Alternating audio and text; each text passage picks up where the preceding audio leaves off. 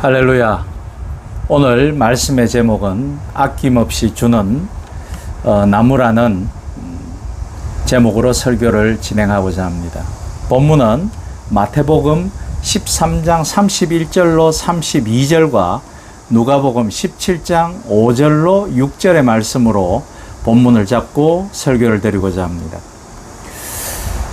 또 비유를 들어 이르시되 천국은 마치 사람이 자기 밭에 갖다 심은 겨자씨 하나 같으니 이는 모든 씨보다 작은 것이로되 자란 후에는 풀보다 커서 나무가 되매 공중의 새들이 와서 그 가지에 깃들이느니라.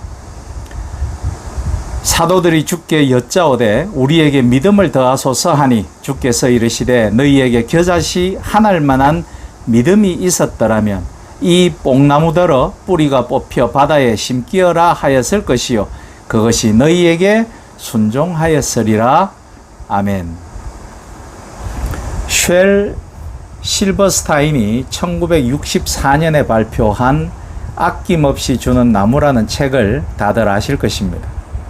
우리나라에서도 많은 이들에게 감명을 준 책으로 꼽히는 이 책은 전 세계의 진정한 사랑의 의미를 생각하게 만드는 내용을 담고 있습니다. 동화 형식을 빌렸지만 어린 왕자나 모모 등과 더불어 어른이 읽어도 좋은 감명을 주는 책으로 명작에 속하죠. 내용을 이 아낌없이 주는 나무라는 책의 내용을 아시겠지만 잠깐 언급하자면 옛날에 나무 한 그루가 있었답니다. 그 나무에게는 아주 사랑하는 소년이 있었는데 소년은 나무줄기를 매일 타러 오기도 하며 그 나무를 올라가고 매달려 놀고 그네도 타며 그 나무가 결실 맺은 사과도 먹고 숨바꼭질도 그 나무에서 했답니다. 소년은 피곤해지면 나무 그늘에서 잠을 청하기도 했습니다. 세월이 흘러서 소년은 묽은 살 돈이 필요해서 사과를 따서 가져갑니다. 후에 많은 세월이 지나 소년은 나뭇가지를 베어서 집을 지었습니다. 또 시간이 지나 소년은 나무줄기를 베어 배를 만들어서 타고 먼 타국으로 떠나기도 하였습니다. 오랜 세월이 지나서 소년이 다시 돌아오는데 나무는 안간힘을 다해서 굽은 몸뚱아리를 펴서 그의 밑동을 내어줍니다. 늙어버린 소년은 나무 밑동에 앉아서 지친 몸을 쉬고 그래도 나무는 행복했다 합니다. 나무는 소년에게 이렇게 말합니다. 너에게 더 줄 게 있으면 좋겠는데 내게 남은 것은 아무것도 없구나. 늙어버린 나무 밑동밖에 안 남아있어 미안해. 저는 오늘 본문을 읽으면서 우리의 신앙이 아니 예수 그리스도께서 우리에게 알려준 믿음과 하나님의 나라가 바로 이 아낌없이 주는 나무와 같은 것이라고 생각하였습니다. 겨자씨에 대한 비유는 성경에 2번 나타납니다. 마태복음 13장 31절로 32절에서 예수님은 하나님의 나라를 설명하기 위해 겨자씨를 비유로 사용하셨습니다.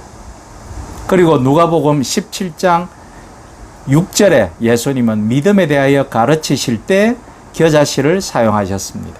우리가 알고 있는 겨자는 이 두 말씀에 근거를 두고 있습니다. 그래서 오늘 설교의 본문을 두 말씀으로 잡은 것입니다. 성경에 사용된 이 씨는 헬라어로 스페르마로 볼이나 밀과 같은 곡물의 알갱이를 통칭해서 이르는 단어입니다. 좁쌀만한 겨자씨는 밭에 심는 곡식 알갱이들 가운데 가장 작은 씨로 표현해도 1세기 청중들에게는 전혀 문제가 되지 않았을 것입니다. 그뿐만 아니라 예수님께서 이렇게 표현한 이유가 또 하나 있습니다. 예수님은 비유를 통해서 전달하고자 하는 의미를 가장 극대화하기 위해서 강조법을 사용하신 것입니다.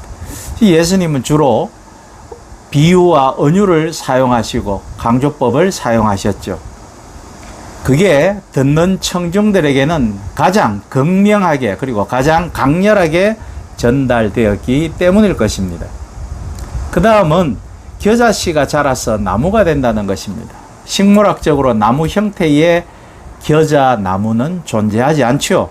우리가 성경을 주의 깊게 관찰하거나 상식적으로 이해하려고 노력한다면 이 같은 표현은 시 중에 가장 작은 시로 표현한 것처럼 극적인 과장법을 통해서 청중들의 귀와 마음을 사로잡고 비유의 의미를 확실하게 그들의 마음속에 심어주기 위해서 예수님께서 행한 수사적 표현이라고 이해하셔야 합니다.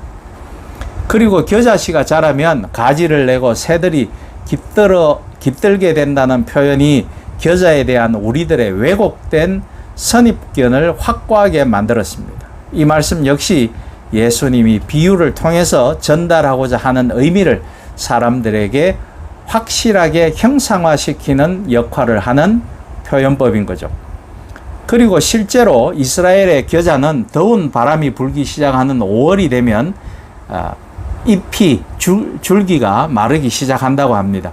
누렇게 말라버린 겨자 줄기는 마치 말라버린 고추대처럼 단단해지고 그곳에 새들이 때를 지어 깃드는 모습은 너무나 자연스러운 일일 것이었습니다.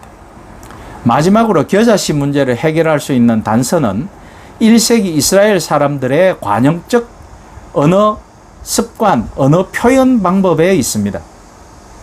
당시 사람들에게 겨자씨는 아주 작은 것을 의미했습니다. 시 가운데 겨자씨보다 작은 씨는 얼마든지 있지만 말씀이 선포된 현장에서 겨자씨는 작은 것을 나타내는 관용적인 표현이라고 봐야 되겠죠.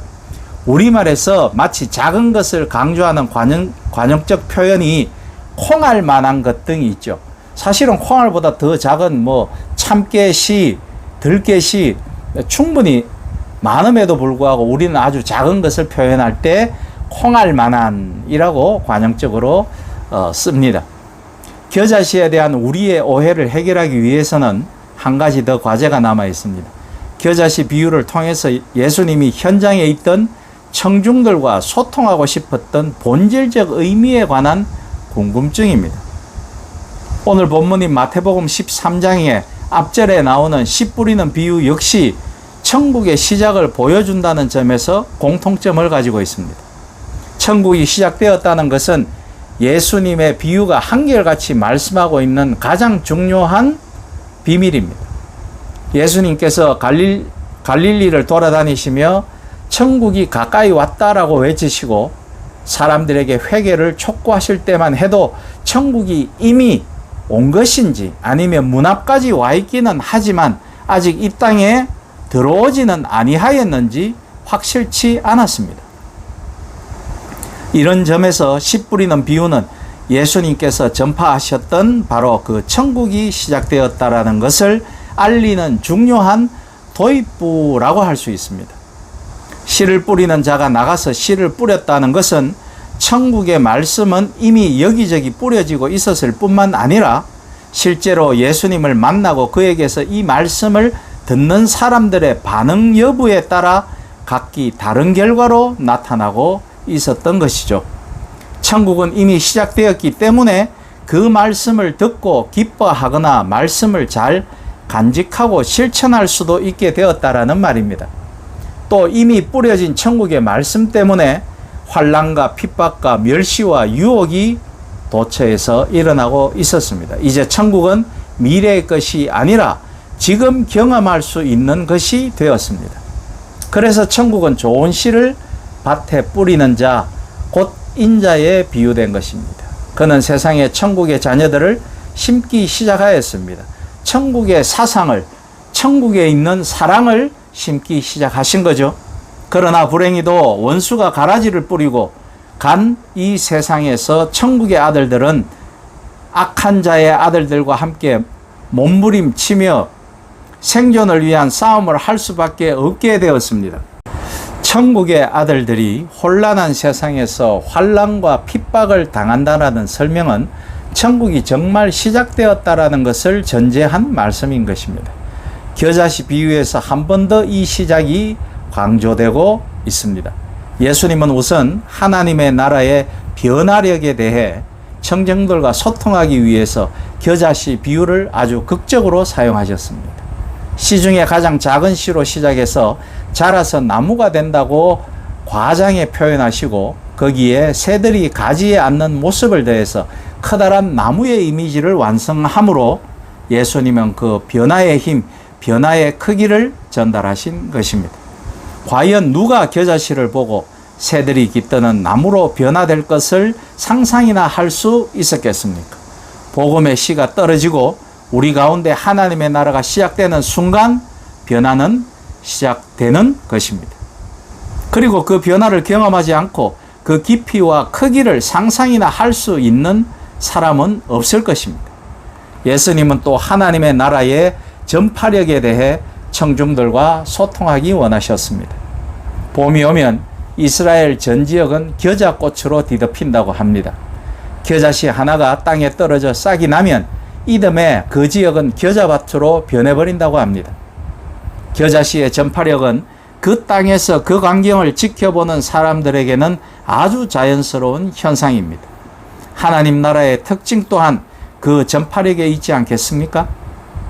갈릴리 호숫가에서 예수님이 전한 복음이 그리고 사도들이 전한 복음이 오늘 이 시대에 우리에게까지 전해졌으니 말씀입니다. 하나님의 나라는 부족한 제자들로부터 시작된 복음이 온 세상에 전파되는 것과 같다고 생각할 수 있습니다. 하나님의 나라는 몇 사람으로 시작된 교회가 많은 이들을 구원하는 방주로 성장하는 것과 같다고 생각해도 무방하겠죠. 하나님의 나라는 복음의 씨앗을 받아들여서 구원을 받은 한 사람이 그리스도와 같은 모습으로 성장하는 것과 같다고 생각할 수 있습니다. 구원을 받자마자 완벽한 삶을 살 수 있는 사람은 아무도 없습니다. 그런 기독교인은 없습니다. 그래서 우리는 끊임없이 제자도로 예수님을 닮아가는 삶을, 그런 신앙을 추구하여야 한다는 것입니다. 우리 모두 성화의 과정이 필요하며 이를 통해 그리스도와 같은 모습으로 우리를 성장시켜 나가야 할 것입니다. 예수 그리스도 안에서 살아가는 기독교인들은 하나님의 영광을 드러내어야 할 것입니다. 어두운 하늘에 빛과 같이 비추며 하나님의 말씀에 따라 사람들을 올바르고 정의로운 길로 인도하여야 합니다. 너희는 세상의 빛이라. 산 위에 있는 동네가 숨기우지 못할 것이요 사람이 등불을 켜서 말 아래 두지 아니하고 등경 위에 두나니 이러므로 집안 모든 사람에게 비치느니라. 이같이 너희 빛을 사람 앞에 비치게 하여 저희로 너희 착한 행실을 보고 하늘에 계신 너희 아버지께 영광을 돌리게 하라. 아멘. 봄철 이스라엘에 가면 노란 꽃이 활짝 웃음을 머금고 어디서든지 답사객들을 반기는 것처럼 하나님의 나라를 확장해 가는데 쓰임받을 우리의 신앙들이 개인적 구원에서 작으면서도 사적으로 시작하였으나 아낌없이 주는 나무처럼 작은 우리의 믿음이 자라나서 많은 사람들에게 그늘과 열매와 때로는 나무 자체를 선사하는 넓고도 큰 신앙으로 대를 이어 자라나가길, 그런 한국교회와 여러분과 제가 될 수 있기를 주님의 이름으로 축원드립니다. 아멘.